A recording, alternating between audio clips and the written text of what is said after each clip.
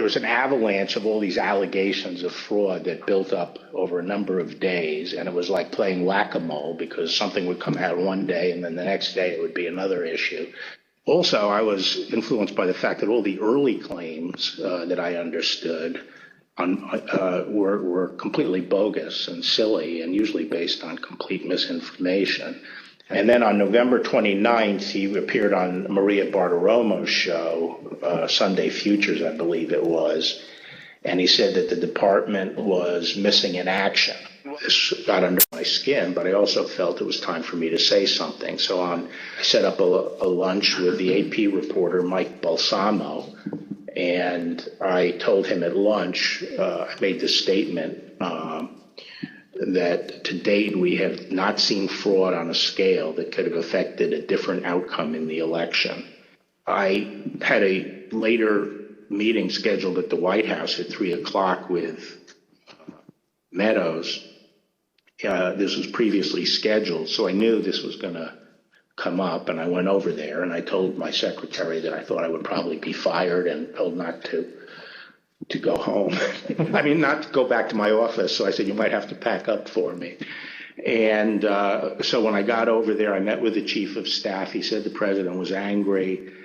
He didn't really get into the issue of the fraud. And the president was as mad as I've ever seen him, and he was trying to control himself. And the president said, well, this is, killing me. You didn't have to say this. You must have said this because you hate Trump. You hate Trump. And then he raised the big vote dump, as he called it, in Detroit.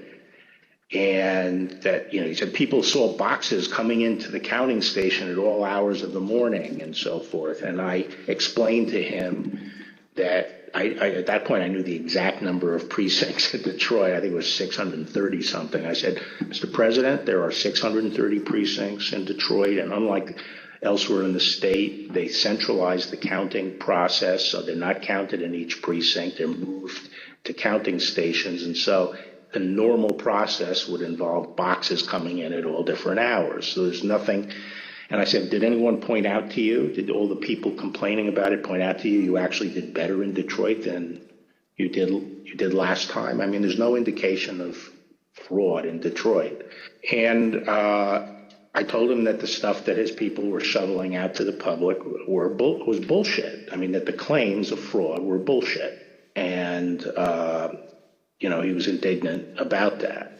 I reiterated that they'd wasted a whole month on these claims on the Dominion voting machines, and they were idiotic claims. And